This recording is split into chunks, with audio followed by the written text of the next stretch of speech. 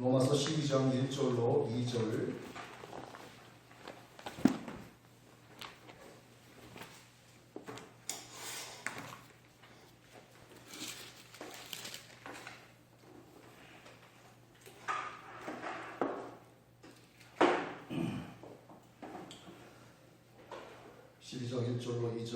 함께 합독합니다. 시작. 그러므로 형제들아, 내가 하나님의 모든 자비하심으로 너희를 권하노니 너희 몸을 하나님 기뻐하시는 거룩한 상체로 드리라. 이는 너희가 드릴 영적 예배이다. 합당한 너희는 이 세대를 본받지 말고 오직 마음을 새롭게 함으로 변화를 받아 하나님의 선하시고 기뻐하시고 온전하신 뜻이 무엇인지 분별하도록 하라. 아멘. 합당한이라는 단어가 왜 나왔지? 제가 이거 잘못 썼네. 네, 드디어 3주 동안 로마서 11장 25절에서 36절까지의 말씀을 갖고 3주를 말씀으로 함께 은혜를 나누고, 여러분들도 말씀이 좀 어려운 거였기 때문에 정말 힘든 시간을 3주 동안 보내셨습니다. 그러나 여러분들이 저한테 정말 지겹도록 3주 동안 로마서 11장에서 25절에서 36절까지의 말씀을 힘들게 들으셨지만, 여러분 그 들은 말씀이 여러분 신앙생활을 하는데 정말 큰 힘이 됩니다. 내가 왜 신앙생활을 하고, 내가 신앙생활하는 목적이 무엇이고, 하나님이 나를 통해서 정말 하나님의 이방인의 충만한 수가 채워지기까지 내가 하나님의 그 이방인의 충만한 수 안에 현재 들어와 있다라고 하는 그 놀라운 사실, 그리고 온 이스라엘 모든 민족, 하나님께서 그 온 이스라엘 그들에게 향하신 하나님의 그 구원의 비밀이 정말 하나님이 장중에 가둬두신 그 바다처럼 그 바다가 육지를 향해서 넘나들지 못하도록 하나님께서 가두어 놓으신 것처럼 지금 현재 이스라엘 백성을 가두어 놓으셨는데, 이것은 그들에게 모든 백성에게 긍휼을 베풀기 위한 하나님의 계획이라고 하는 것을 사도 바울이 하나님의 비밀, 구원 계획의 비밀이라는 것을 가지고 이스라엘 백성들, 유대인들에게 이야기를 하고 이방인들에게 이야기를 하면서 마지막에 그 알 수 없는 하나님의 놀라우신 비밀, 하나님의 지식과 지혜의 부유함을 찬양하면서 비로소 12장으로 들어오게 되는 것입니다. 그래서 오늘 로마서 12장 1절로 2절의 본문 말씀을 하나님이 우리에게 주셨는데, 그래서 1절에서 시작하는 그 첫 단어가 그러므로로 시작을 하는 거예요. 이 1절의 그러므로라고 시작하는 이것은 11장에 나와 있는 그 말씀을 근간으로 해서 12장이 시작되는 것을 의미하는 것입니다. 그래서 이 12장의 말씀을 또 이해하기 위해서는 여러분들이 11장 25절에서 36절까지 정말 귀하고 정말 중요한 그 말씀을 거의 완벽하게 이해하지 못하면 12장의 말씀 또한 이해하기가 힘든 거예요. 그래서 오늘 여러분들이 3주 동안 정말 그 말씀에 대해서 충분히 훈련받으신 것을 믿고 12장 1절의 말씀으로 넘어가게 됐습니다. 자, 오늘 우리가 개역 개정의 말씀을 갖고 성경을 읽었는데, 제가 킹 제임스 버전의 흥정역 성경으로 한번 읽어드릴 테니까 여러분 잘 귀 기울여 들어보세요.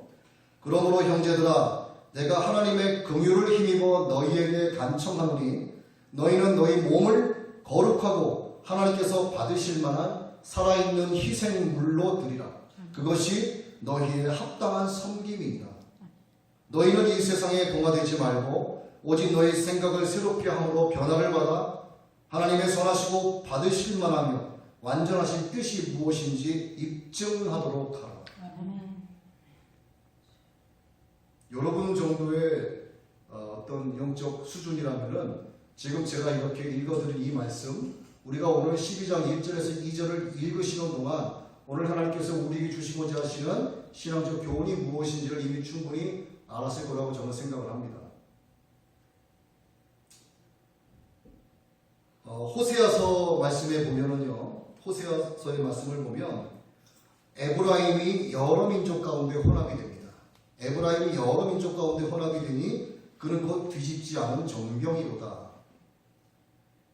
이방인들이 그의 힘을 삼켰으나 알지 못하고 백발이 구성할지라도 알지 못하는도다. 이런 구절이 나옵니다. 여러분, 하나님께 올려드리는 제사에 하나님께 올려드리는 제사에 올리는데 과자가 있어요. 과자. 그 과자가 두 종류가 있는데 겉으로 보기에 구원의 그 과자는요 별 차이가 없어 보입니다. 그런데 한 과자는 만들어지는 반죽 과정에서 좀 차이가 나는데, 한 종류는 누룩을 넣지 않는 반죽에 그것을 거기다가 기름을 넣어요. 누룩을 넣지 않는 반죽에 기름을 넣어서 막 섞어서 이거를 구워냅니다. 이렇게 만들어진 과자가 하나가 있고, 또 하나는 똑같이 누룩을 넣지 않은 반죽인데 이거를 그냥 구워냅니다. 기름을 넣지 않고. 그 다음에 구워내고 난 뒤에 거기에 기름을 바르는 거예요. 어떻게 보면은 순서에 좀 차이가 있지 비슷하다고 생각이 되겠지만, 이것은 우리의 영적 상태를 이야기하는 겁니다. 자, 밀가루 반죽이 기름이 섞인 이것은 분리되어지지 않는 혼합을 얘기하는 거예요. 자, 밀가루 반죽과 기름이 막 섞여진 상태에서 과자를 구워냈어요. 이것을 기름과 밀가루 반죽으로 다시 분리할 수 있을까? 절대 분리 못합니다. 혼합된 것은 더 이상 분리가 안 되는 거예요. 검은색과 하얀색이 만들면 회색이 되죠. 이게 독특한 검정과 흰색의 독특한 정체성이 있는데, 이 두 개의 정체성, 이 두 개의 인격이 제3의 정체성을 가진 회색 분자로 변질되는 걸 얘기하는 거예요. 변질이라고 하는 것은요 정체성이 없습니다. 이 모양도 아니고 저 모양도 아닌 거예요. 자기만의 고유한 개성도 없고 어떤 근성도 없습니다. 이런 어떤 그 점철되어서 만들어진 노력과 어떤 습관들, 어떤 또 살면서 몸에 익은 어떤 가치관, 또 사고방식 같은 거, 어떤 환경과 어떤 의식, 그런 것 등으로 윤곽을 드러냈었던 어떤 분명한 정체성이 타락하기 시작을 하는 겁니다. 정체성이 퇴색되는 거예요. 그래서 영적으로는 세상과 겸해서 하나님을 섬기는 것이 되는 겁니다. 이것이. 세상과 겸해서 하나님을 섬기니까 그리스도인의 정체성을 잃어버리게 되는 거예요. 또 세상 사람으로서의 정체성도 없어지는 겁니다. 이것도 아니고 저것도 아닌 거예요. 차갑지도 않고 뜨겁지도 않다라고 성경은 표현합니다. 결국은 토해져 내쳐지게 되는 거죠. 하나님의 자녀가 밀가루 반죽과 기름이 혼합된 것처럼 만약에 세상과 동화돼서 살면은 어떤 종류는 반드시 위험에 빠지게 되어 있는 거예요. 예수님은 요한복음 15장 19절에서 이렇게 말씀하십니다. 너희는 세상에 속한 자가 아니다. 이렇게 말씀하시는 거예요. 그래서 예수 믿는 사람은 세상에 속한 사람이 돼서는 안 된다라고 하는 결론이 나는 겁니다. 예수 믿는 사람은요, 헤엄을 치지 못하는 어부라고 표현하면 맞을 것 같아요. 우리는 세상을 항해한다라고 이야기합니다. 믿음의 쪽배를 타고 하나님 나라를 향하여 계속 노를 저어 가고 있는 거예요. 그 배는 바다 위에 떠 있는데 그 바다가 세상인 것입니다. 그 믿음의 쪽배 위에 탄 그리스도인들은 노젓는 일만 잘하면 되는 거예요. 그 쪽배는 세상이라고 하는 바다 가운데 있습니다. 우리가 현재 육으로 살아있기 때문에 우리가 세상을 완전하게 등지고 살 수가 없어요. 학교도 가야 돼요. 사업도 해야 되고 직장도 다녀야 되고, 믿지 않는 가족이 있으면 그 믿지 않는 가족과 한 울타리에서 또 삶을 살아야 된다는 거죠. 어떤 내가 공동체에 들어가 있는데 그 친구들 보니까 예수 믿지 않는 친구들 너무 많아. 그렇다고 다 등지고 나 몰라라 하겠다? 그건 안 된다는 얘기죠. 우리가 믿음의 쪽배에 타고 있지만 그 믿음의 쪽배는 세상이라고 하는 바다 위에 동동동 떠 있는 거예요. 그래서 우리는 그 목적지를 향해서 열심히 노젓는 일, 그리스도인의 정체성을 지켜가면서 열심히 노젓는 일을 하면 되는 겁니다. 그러다가 세상 바다에 빠져있는 사람 가운데 하나가 나 좀 살려달라고 이야기하면은 그를 건져내고 도와주면 되는 거예요. 그리고 믿음의 노를 젓고 있는데 가다가 저 사람을 내가 내 눈에 들어와. 그럼 멈추어서 그 사람에게 다가가서 그에게 믿음의 쪽배를 타고 주님 나라 가자라고 이야기해야 되는 거예요. 그런데 세상 바다에 빠졌는데 아따 바다에 빠지고 나서 보니까 물고기도 많고 볼 게 너무 많은 거예요. 배에 다시 올라탈 생각을 하지 않고 열심히 헤엄치는 법을 배워가지고 누구보다 세상 바다에서 헤엄을 잘 치는 사람이 됐어요. 이게 뭘 얘기하는 겁니까? 이미 세상과 동화된 걸 얘기하는 거예요. 그래서 우리 그리스도인은 헤엄치지 못하는 어부처럼 살아야 되는 거예요. 그 헤엄치지 못하는 믿음의 쪽배를 타고 가면서 사람 낚는 어부로서 세상 바다에 빠진 사람들을 구원해내는 사람 낚는 어부의 역할만 잘하면 된다 이 말입니다. 아멘.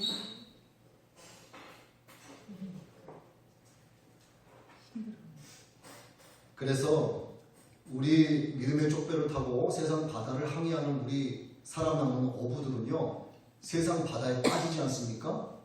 세상 바다에 빠지면은요, 빠져서 죽기에 딱 알맞은 사람들이에요. 이런 사람들을 가리켜 우리는 예수쟁이라고 합니다. 그 예수쟁이들은요, 세상 바다에 빠져서 거기서 내가 어떻게 해서든 살아날 생각을 하면 안 되는 거예요. 도저히 세상 바다에서 내가 살 수가 없다. 어떻게 해서든 다시 믿음의 쪽배 위에 올라타기 위해서 안간힘을 써야 되는 거예요. 본문 1절입니다. 그러므로 형제들아 내가 하나님의 모든 자비하심으로 너희를 권하노니 너희 몸을 하나님이 기뻐하시는 거룩한 산 제물로 드리라. 이는 너희가 드릴 영적 예배니라. 자, 믿음으로 세상과 구별된 그리스도인들이 하나님의 존전에 나가기 위해서는 썩어져가는 구습을 쫓는 옛사람을 완전히 벗어버려야 되겠죠. 그리고 하나님이 기뻐하시는 거룩한 산 제물이 되어야 한다라고 하는 것이 12장 1절의 말씀입니다. 여러분, 세상의 모든 지위에는요, 그만한 의무와 책임이 뒤따르게 되어 있습니다. 내가 엄마면 엄마로서의 의무와 책임이 있는 거예요. 자녀이면 자녀로서의 의무와 책임이 그 가정에서 주어지게 됩니다. 학생이면 학생의 의무와 책임이 학교에서 주어지게 되는 거예요. 선생님이면 선생님다운 의무와 책임이 학교 안에서도 주어지게 되는 겁니다. 한 나라의 대통령이면 대통령답게 해야지 대통령 대우를 받는 거예요. 하물며 하나님의 양자된 지위겠냐 이거죠. 하나님의 양자가 됐다. 아빠 아버지라 부른다라고 한다면 양자의 지위를 누리기 위한 의무와 책임이 있는 거예요. 이것이 성도의 의무와 책임입니다. 오늘 성도의 의무와 책임을 한마디로 정의하는 내용이 12장 1절의 말씀인 거예요. 하나님께서 받으시기에 합당한 거룩한 희생물이 되라는 겁니다. 이것이 하나님께서 기뻐 받으시는 영적 예배다라고 이야기하는 거예요. 사도 바울은 믿음으로 말미암는 의와 또 은혜로 말미암는 이 구원의 교리가 하나님의 율법을 지키지 못하게 하거나 하나님의 계명을 등한시하도록 조장하거나 허용하지 못한다라고 이야기합니다. 겉사람은 죄를 따르지요. 하지만 거듭난 속사람은 거룩함을 거스르는 세상 욕망에 절대로 굴복하지 않습니다. 이게 우리의 속사람인 거예요. 그러나 이게 결코 쉽지 않은 겁니다. 우리가 말을 이렇게 할지 몰라도 속사람이 세상의 욕망을 완전하게 거부한다? 이게 쉽지가 않죠. 그러면 쉽지 않은 이것을 지키기 위해서는 이걸 지킬 만한 힘과 지혜와 명철이 있어야 되는 거예요. 힘의 근원이 하나님이십니다. 이사야서 40장 29절의 말씀이죠. 피곤한 자에게 능력을 주시며 무능한 자에게 힘을 더하시나니. 이렇게 하나님만을 견고한 의뢰 삼고 지혜는 하나님을 아는 것이요 또 명철은 악을 떠난 것이기 때문에 하나님을 아는 지식으로 악으로 가득한 세상과 구별된 이런 거룩한 산 제물로 살아가야 거듭난 속사람을 지킬 수 있다라고 하는 겁니다. 세상과 구별이 되긴 하지만 세상 바다에 떠있는 이런 믿음의 배처럼 동거하고 있는 세상과 동거하고 있는 하나님의 우리 자녀들은 여러분 우리가 현재 거주하고 있는 이 대한민국이라고 하는 나라 이 국가에 대해서도 사실상 국민으로서의 의무와 책임을 다해야 되는 거죠. 하나님의 영광을 위해서 우리에게 주어진 자유를 책임 있게 사용할 수 있어야 됩니다. 국가의 정당한 요구에 우리가 선량하게 여기에 응할 수 있어야 되고 또 주어진 양심 안에서 사회적 책임을 다할 수 있어야 되는 거예요. 이게 국민의 의무죠. 그런데 아무리 국가라 하더라도 하나님의 창조의 역사의 섭리를 벗어나거나 하나님의 뜻에 반하는 일들에 대해서는요, 정말 물불 가리지 말고 강하고 담대하게 하나님의 진리의 말씀 앞세워서 대응할 수 있는 믿음이 있어야 됩니다. 지금 이 나라, 지금 이 시국이 바로 그런 때예요. 믿음 생활하는 데 있어서 절대 타협이 없다라고 하는 겁니다. 황교안 전 총리의 그 요즘 행보를 이렇게 많이 나오지 않습니까? SNS 통해서 보니까 이슈가 되는 것은 뭐냐면은 3월달에 조계사에 가서 합장을 하고 절을 했다라고 하는 사진이 나오기도 하고, 또 어떤 데서는 합장하지 않고 절하지 않은 모습이 나오기도 하고, 그 사진이 조작이 됐던 조작되지 않던 간에 저는 3월달에 조계사에 가서 합장하고 절하는 그 모습을 보고서 정말 가슴이 미어질 정도로 아파서 눈물이 나더라고요. 하지만 그가 정말 다윗이 살인죄를 저지르고 하나님 앞에서 꼬꾸라져서 하나님 앞에 부르짖고 마음을 찢으면서 회개한 것처럼, 그가 정말 하나님 앞에 마음을 찢고 회개한다면 하나님께서 하나님 마음에 합당한 자라면 하나님이 세우실 것입니다. 그가 누구든 마찬가지죠. 세상과 타협했다. 이것은요, 이미 우리 그리스도인으로서 가져야 할 영적인 승리가 이미 물 건너 간 거하고 똑같은 거예요. 그러니까 절대로 세상과 타협을 해서는 안 됩니다. 제가 그런 생각도 해봤어요. 어림도 없는 이야기지만 제가 만약에 대통령 후보가 된다. 어떤 불교 어디 천주교 찾아갔다. 진짜 거기에 제가 머리털 하나 까딱하지 않고 뻣뻣하게 써 있을 자신 있습니다. 돌멩이가 날아와도 고개 숙이지 않을 수 있어요.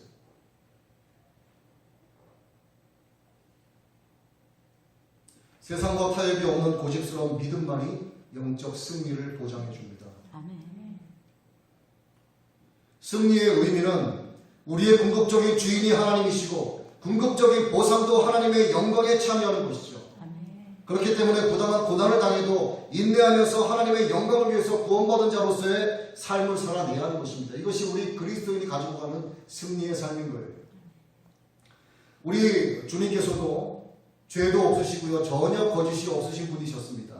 그럼에도 불구하고 모든 세상의 능욕과 수치와 조롱과 고난에 대해서 주님께서 자발적으로 능동적으로 순종하심으로써 하나님께서 명하신 그 의를 이루신 것은 우리로 하여금 주님 가신 그 길을 따라오도록 오늘 모이신 겁니다.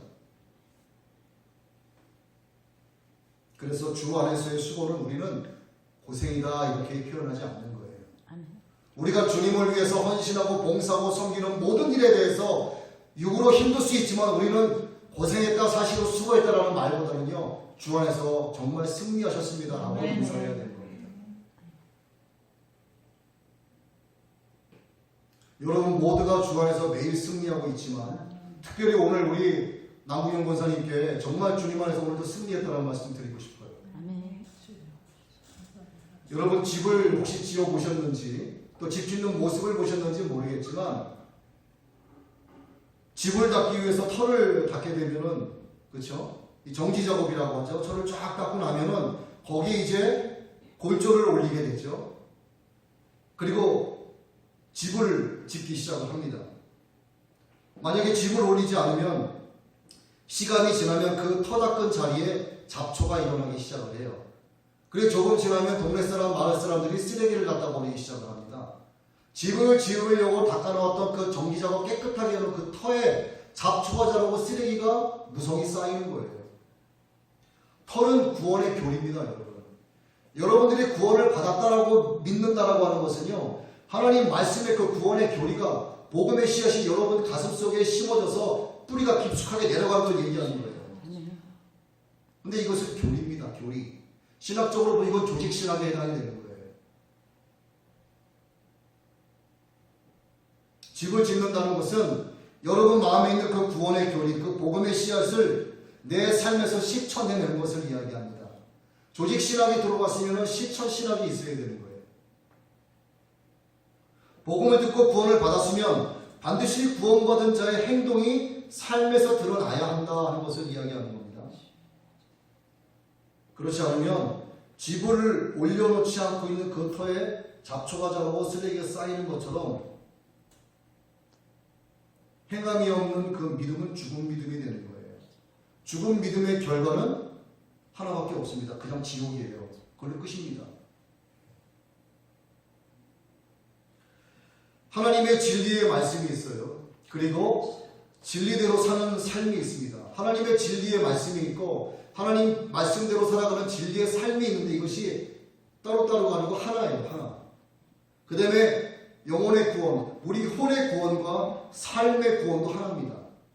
이 두 개가 따로따로가 하나가 아니고 이것이 합쳐져야 비로소 하나가 되는 거예요.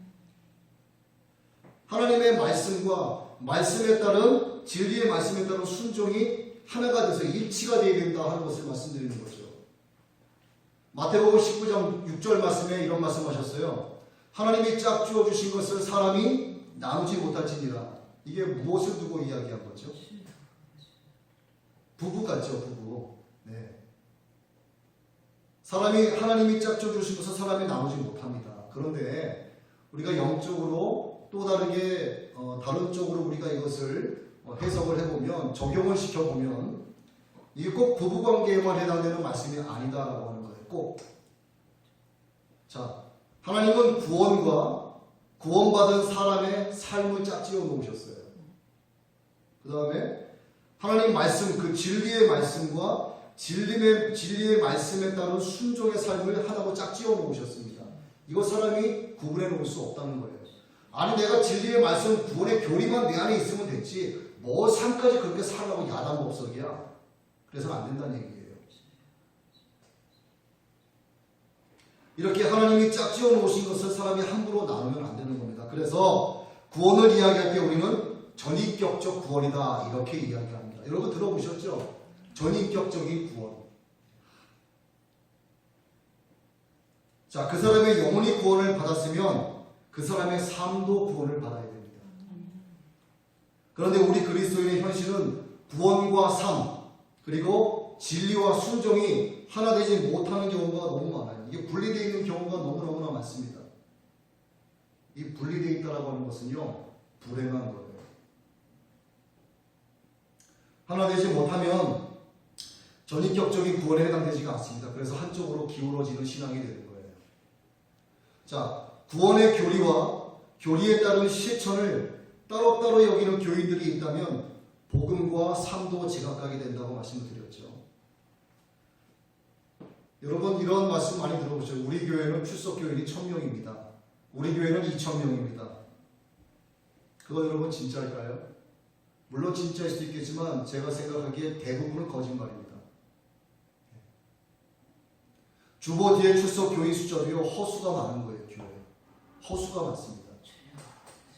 정확히 알려면요 제적 인원이 아니라 그 숫자를 한 사람씩 찍어봐야지만 정확한 숫자를 알 수 있는. 누가 그렇게 하겠습니까? 그것을. 그리고 큰 교회 같은 경우에 교구 전쟁이 있어요. 교구 목사님들 사이에 전쟁이 치열합니다. 무슨 전쟁일까요? 교구마다 일어나는 그 숫자 경쟁이 있는 거예요. 숫자 경쟁.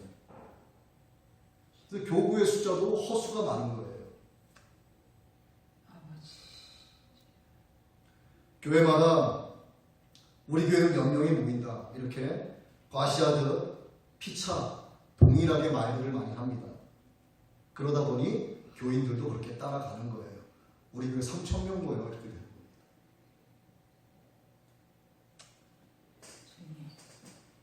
주님을 자랑하는 것이 아니고요, 모이는 숫자를 자랑하고 그걸 과시합니다. 어떤 교회는 말씀으로 오래 받는 것이 아니라 예배 끝나고 나서 어울려 올라갈 등산의 감정이 매주 고조가 되는 거예요. 야, 교회 가자. 교회 끝나고 나면 등산 간단 말이야. 이렇게 되는 거예요. 교회 갈 때 등산복 차림으로 갑니다.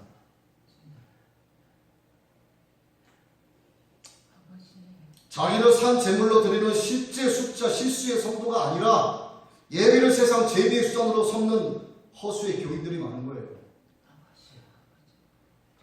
하나님의 말씀으로 은혜를 받는 것이 아니라요. 예배 끝나고 나서 3, 4, 5 모여서 등산하는 것이 기쁜 겁니다. 네.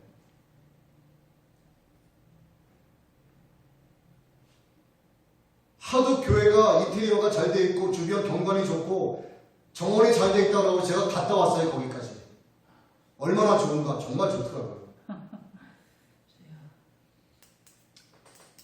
그런데 그 모습을 자랑하는 교인들을 생각을 하니까 가슴이 미어질 정도로 아팠습니다. 정말. 하나님의 말씀을 자랑하고 하나님의 말씀을 사모하고 모여서 찬양하고 그 찬양 가운데 임하시는 주님을 기뻐해야 되는데 그러한 고백은 없었어요. 과연 그들이 교회 진짜 실수에 들어가겠냐? 아닙니다. 그분들이 속하는 것은 허수에 속하는 거예요. 그래서 오늘 교회가 무력해지는 겁니다. 여러분, 성도의 문의를 입은 교인들이 세상에서 빛과 소금의 역할을 못하고 있기 때문에 교회가 욕을 먹고 있는 겁니다. 지금. 그래서 오늘 교회 타락의 주범이 믿음의 반석 위에는 서 있지만 집 짓는 일을 하지 않는, 실천하지 않는 반쪽짜리 신앙생활이 바로 교회의 욕을 먹이는 타락의 주범이 되는 거예요. 우리가 구원받았다라고 하는 것은 정말 대단한 일입니다. 인간의 구원으로 차마 표현할 수 없는 하나님의 그 사랑과 은혜에 대한 결실이 구원이에요. 구원. 이것을 아는 성도라면 마땅히 하나님의 은혜에 대한 적극적인 반응의 삶을 살아야 되는 겁니다. 적극적인 반응의 삶. 맛있는 음식을 드셔도 여러분 반응이 있잖아요. 맛있는 곰탕을 먹어도 내 입맛 버렸다고 하면서 다시는 어디 가서 이런 맛있는 곰탕 못 먹는다. 이렇게 우리가 감탄하지 않습니까? 재밌는 영화를 봐도 영화 재밌다고 막 자랑을 하잖아요. 그런데 정작 하나님의 은혜인 그 은혜의 선물이 구원에 대해서만큼은 반응 없는 삶을 산다 이 말입니다. 영적으로 완전히 무뎌진 거죠. 그래서 그 반응은 정말 구원받은 자답게 하나님을 위하여 살겠다라고 하는 그 결심과 순종으로 표출되어져야 하는 거예요. 이것이 12장 1절에서 말하는 그러므로가 가리키는 너희 몸을 하나님이 기뻐하시는 거룩한 산 제물로 드리라 하는 말씀인 것입니다. 사도 바울이 11장 25절 이하에서 쭉 8장에서부터 쭉 개인 구원에 대해서 이야기하다가 11장 25절에 들어서 온 이스라엘 민족에 대한 민족 구원에 대해서 계속 이야기를 하면서 그도 하나님의 구원의 계획의 비밀에 대해서 풀지 못하고 하나님을 찬양하며 송축하면서 12장에 들어서 그러므로 너희는 구원받았으니 너희 이방인들은 제가 굳이 살을 붙이자면 너희 이방인들은 하나님의 이미 충만한 숫자 안에 들어와 있는 구원받은 너희들은 그러므로 믿음의 반석 위에 예수 그리스도를 믿음으로 반석 위에 서 있다면 이제는 그것을 실천하는 집을 지어야 된다라고 이야기하는 것입니다. 이것이 너희를 거룩한 산 제물로 하나님께 드리라. 이것이 영적 예배니라 하고 설명을 하고 있는 거예요. 아멘. 오늘 본문은 거듭 말씀드리지만 성경 가운데서도 이 실천신학의 중요성을 우리에게 교훈해 주고 있는 것입니다. 실천신학은 믿음의 믿음 생활의 열매라고 할 수가 있죠. 그 열매는 자기 자신을 주님께 드리는 겁니다. 그러나 주님을 위해서 자신의 삶을 드리는 신앙인이 과연 얼마나 되겠냐 이거죠. 아까 허수와 실수를 말씀을 드렸죠. 과연 얼마가 되겠느냐 이겁니다. 마지막 때에 내가 믿음이 있는 자를 보겠느냐. 주님의 하소연이에요. 자, 하나님 앞에 자신을 드린다라고 하는 것은요, 다른 표현으로 온전한 순종을 의미합니다. 온전한 순종. 자, 히브리서 11장은요, 세상이 감당할 수 없는 사람들은 세상과 타협하지 않는다라는 내용을 기록을 하고 있어요. 세상과 타협하지 않는다라고 하는 것이 결과적으로 주님을 향한 온전한 순종을 가리키는 겁니다. 자, 여러분, 순종하다가 망했고 순종하다가 꼬락서리가 형편없어졌어도요, 이 상황에서 순종하라는 것이 정말 말이 되느냐, 따지지도 말고 묻지도 말고 무조건 순종해야 됩니다. 순종하다 기력 다 잃고 순종하다 한쪽 귀퉁이에 앉아서 아무것도 없이 앉아 있어도요, 그리고 더 이상 기어갈 힘이 없어도 그 자리에서 무조건 순종해야 되는 거예요. 이것이 온전한 순종입니다. 주님, 이제 또 무엇을 순종할까요? 정말 제가 이렇게 어려운 상황입니다. 하지만 이 상황 가운데서라도 주님의 영광을 드러내기 원합니다. 주님 정말 저 순종하기 원합니다. 주님께서는요, 주님을 견고한 의뢰 삼고 순종하는 자에게서 주님은 결코 그에게서 시선을 돌리지 않습니다. 아멘. 주님은 그를 계속 바라보고 계시는 거예요. 아멘. 그래서 내 몸을 거룩한 산 제물로 드려야 되는 겁니다. 이것이 바로 온전한 순종인 거예요. 너희 몸을 거룩한 산 제물로 드리라. 이 말씀은 구원받은 사람이 어떤 삶을 살아야 하는지를 단적으로 말해주는 거예요. 하나님은 몸보다, 우리가 알고 있기로는 몸보다 하나님은 마음을 중요하게 보시는 분으로 여러분 알고 계시지 않습니까? 근데 그렇지가 않은 거예요. 하나님은 마음을 보시고 중심을 보시지만 우리의 몸을 받으시길 원하십니다.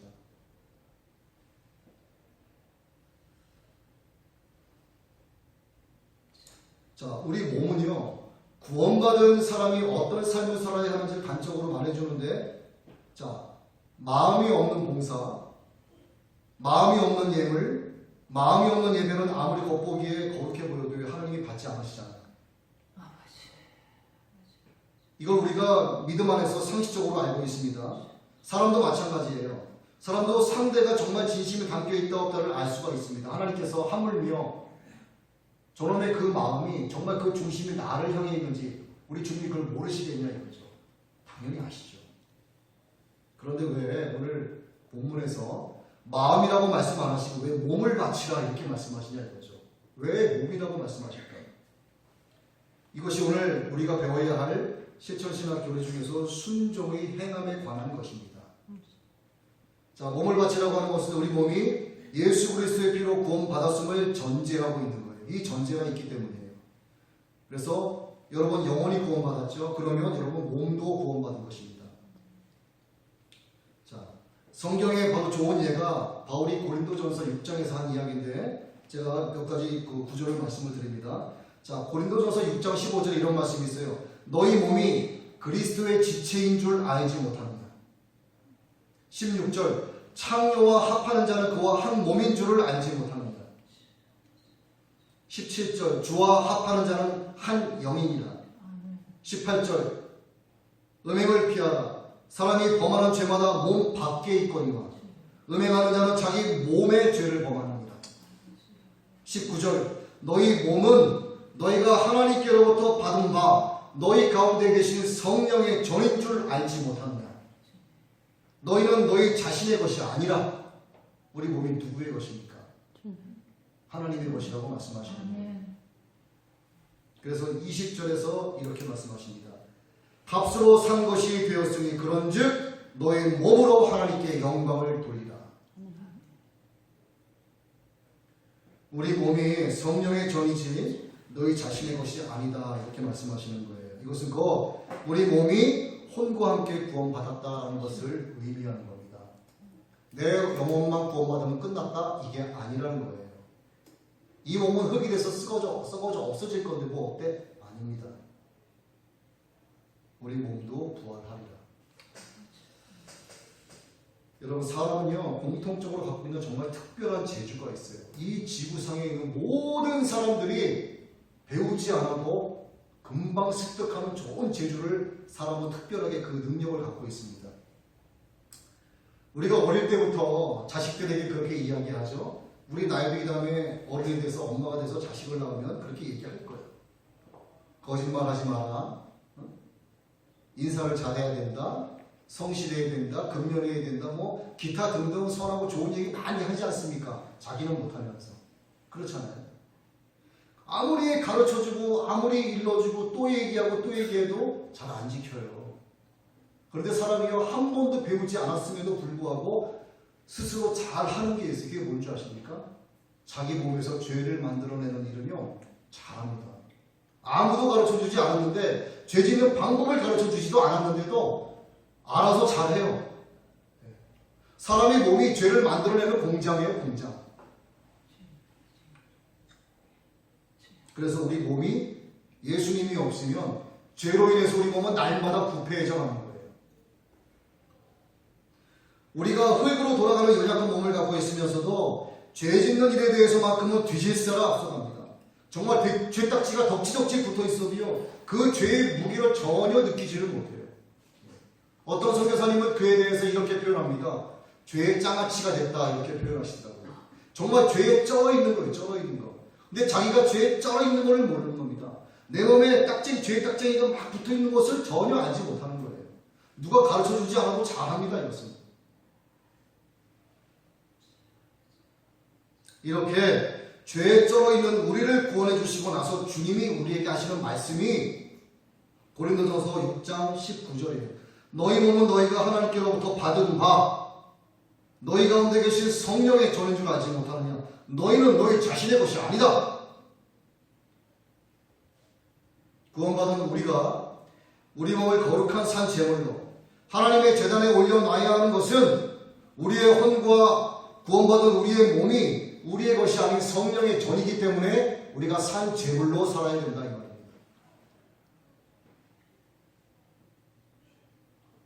우리 영혼만의 구원, 우리 혼만의 구원으로는요, 완전한 구원이 되지 못하는 거예요, 여러분.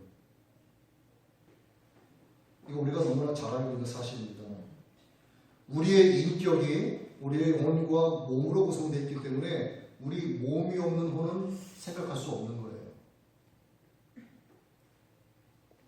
완전한 구원은 혼과 몸이 함께 구원받는 겁니다. 그래서 궁극적인 구원은 혼과 몸의 구원, 즉 전인격적인 구원이어야만 완전한 구원이 된다는 거예요.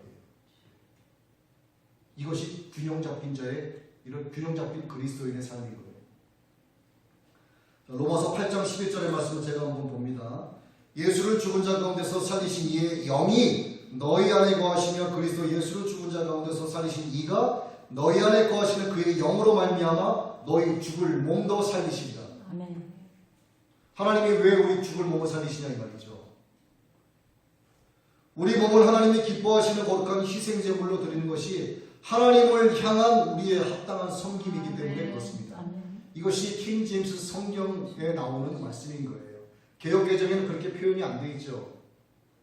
또 다른 이유가 하나 더 있습니다. 우리 몸은 나라고 하는 인격을 구체적으로 보여주는 주체가 되는 거예요. 여러분의 인격이 드러나는 것이 여러분의 혼입니까? 몸입니까? 여러분의 몸을 통해서 여러분의 인격이 드러나는 거예요. 여러분의 몸을 통해서 복음된 삶을 살아가고 있는지를 타인들이 알 수 있게 되는 겁니다. 그래서 몸은 나를 보여주는 하나의 가시적인 인격이라는 거예요. 그래서 몸이 없는 인격은 없는 것이다. 그리고 몸은 내 삶이 어떠한가를 증명해주는 수단이 됩니다. 수단. 몸이 없다면 내가 어떻게 살고 있는지 누군들 볼 수가 없다 이 말이죠. 여러분 몸이 있기 때문에 여러분 안에 예수 그리스도의 생명으로 여러분이 살고 있는지 아니면 마귀 귀신에 쓰여서 살고 있는지를 사람들이 보게 된다 이 말이에요. 그래서 여러분의 몸이 성령의 전이되게 된다 이 말이에요. 그래서 몸을 거룩한 산 제물로 드리라. 이것은 즉 하나님께서 받을 만한 살아있는 희생물로 우리 몸을 드리라는 말씀이에요. 아멘. 우리의 삶 전부를 하나님께 바치라는 의미가 되는 것입니다. 우리 몸이 구원받아서 주님의 것이 됐다면 우리 몸을 모든 생활 영역에서 하나님이 기뻐하시는 거룩한 산 제물이 되게 해야 되는 거예요. 자, 이 귀중한 진리를 모르면요, 우리 삶의 모든 영역이 하나님의 재단이 된다는 사실을 모르는 거예요. 여러분들이 지금 살아 숨쉬고 있지 않습니까? 우리의 삶에서, 우리 삶의 영역에서 보여지는 모든 현상들, 모든 상황들이요, 하나님께서 거룩히 받기 원하시는 재단이 된다 이 말입니다. 그런데 내 몸을 거룩한 희생물로 하나님께 드리라고 하는 이 말씀을 깨닫지 못하면 내 삶에서 보여지는 모든 것이 하나님의 재단인 것을 알지 못한다 이 말이에요. 곧 이것은 뭐로 연결이 되냐면 삶에서 나타나는 모든 것이 하나님 기뻐받으시는 재단인 줄 모르기 때문에 내 몸이 거룩한 희생물로 하나님께 드려져야 된다는 하는 사실조차 모르는 거예요. 이게 얼마나 중요한 말씀입니까? 여러분 12장 6절의 말씀은 매우 중요한 말씀이에요.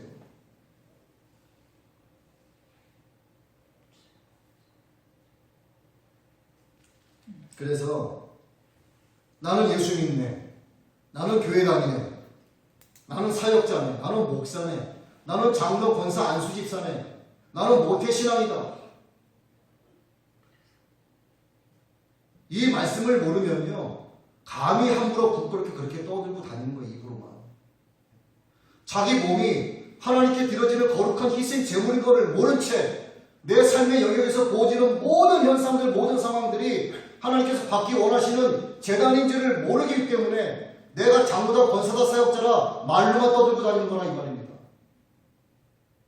내 몸이 하나님께 드려지는 거룩한 성전이고 성령의 전이고 내가 거룩한 희생물이 된다라고 하는 것을 아는 사람은요, 감히 함부로 그렇게 말하고 다니지 않습니다.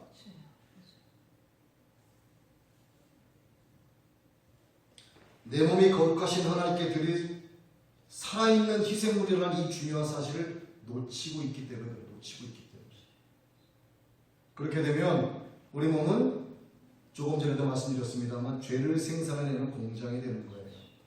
이것이 뭐냐면 하나님을 아는 지식이 없는 자들이 겪는 둘째 사망으로 가는 전조 증상입니다. 이것이 바로 내가 내 몸이 성령의 전인 줄 알지 못하고, 그래서 내가 내 몸이 거룩하게 하나님께 드려질 산 제물인 것을 깨닫지 못하고, 살아있는 희생물로 내가 살아야 된다는 것을 알지 못하고, 이것이 영적 예배라는 사실을 깨닫지 못하면 둘째 사망으로 가는 전조 증상 가운데서 살아가는 거예요.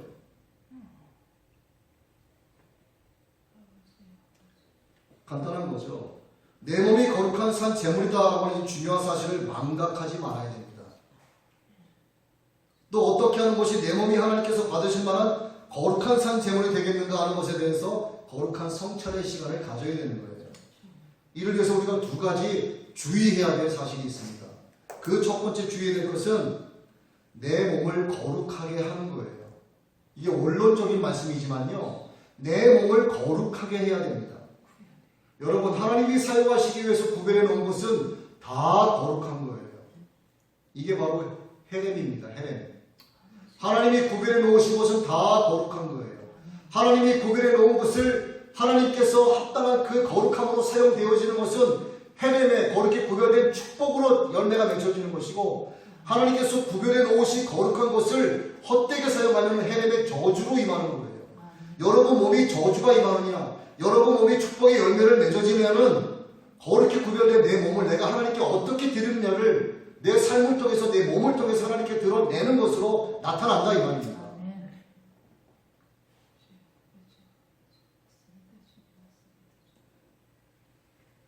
두 번째는 거룩하게 구별된 우리 몸을 산 제물이 되게 해야 되는 거예요. 산 제물이. 산 제물은 하나님께 받으실 만한 살아있는 희생 제물을 얘기하는 겁니다. 여러분, 아브라함이 눈에 넣어도 아프지 않은 아들 이삭을 하나님 말씀에 순종하기 위해서 명령을 놓고 그 다음날 아침에 일찍 일어나서 데리고 모리아 산으로 갔어요. 이거예요, 바로. 이게 희생 제물입니다. 그 이삭은 어떨까요? 늙은 아비가 밧줄로 묶고 나무로 쌓은 단위에 묶고 칼을 빼서 숨도 쉬지 않고 찔러 죽이려고 하니까 거부하지 않고 가만히 있습니다. 죽이라고.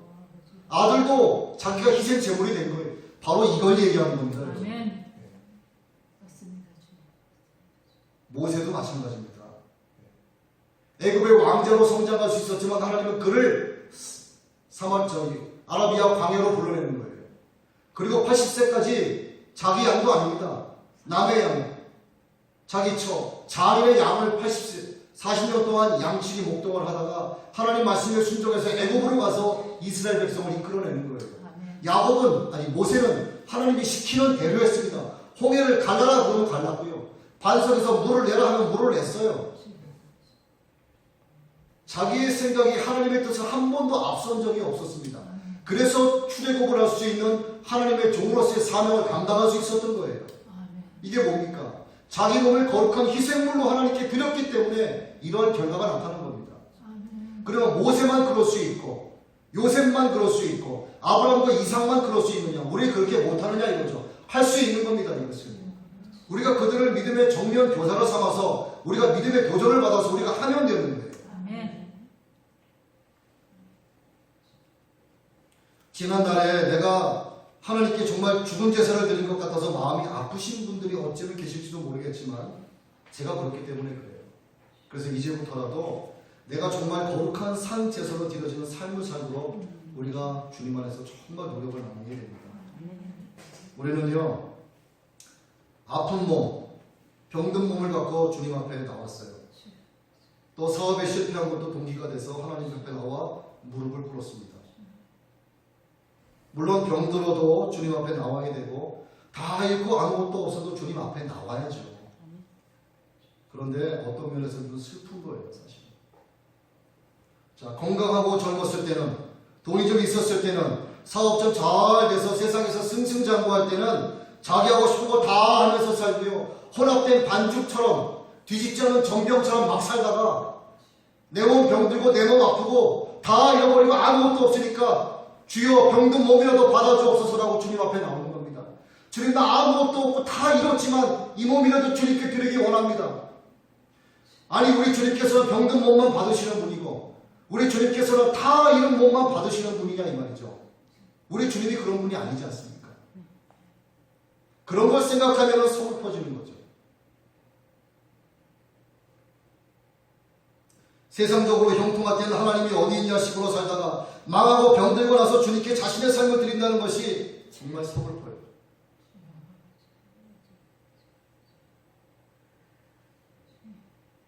그래도 우리가 이렇게 주님 앞에 나온 것이 얼마나 다행스럽고 감사하지. 아멘.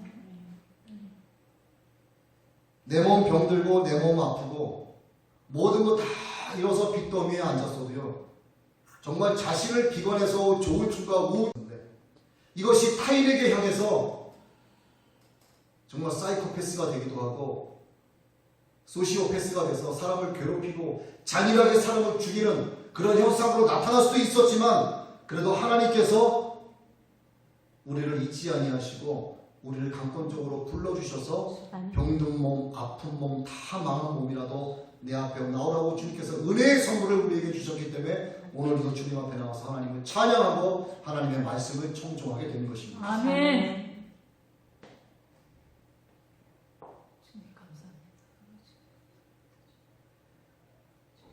이것이, 그래서 우리는 우리 몸을 지금이라도 하나님 앞에 드려지는 정말 살아있는 희생물이 되어야 하고 산 제물로 살아야 되는 거예요. 이것이 영적 예배라고 오늘 우리에게 말씀해 주고 있습니다. 이것이 바로 하나님을 향한 우리의 합당한 섬김이다라고 말씀해 주고 계시는 거예요. 여러분, 우리가 지금에 와서 과거를 굳이 돌아볼 필요는 없습니다. 지금부터라도 우리 몸을 던져서 하루하루 우리의 삶이 산 제사가 되게 하면 되는 거예요. 여러분이 젊었든 늙었든 병들었든 강건하든 관계없이 하나님의 영광을 위해서 하나님이 받으실 만한 살아있는 희생물로 살아가시길 주 이름으로 축원합니다. 아멘. 아멘. 우리 말씀을 생각하시면서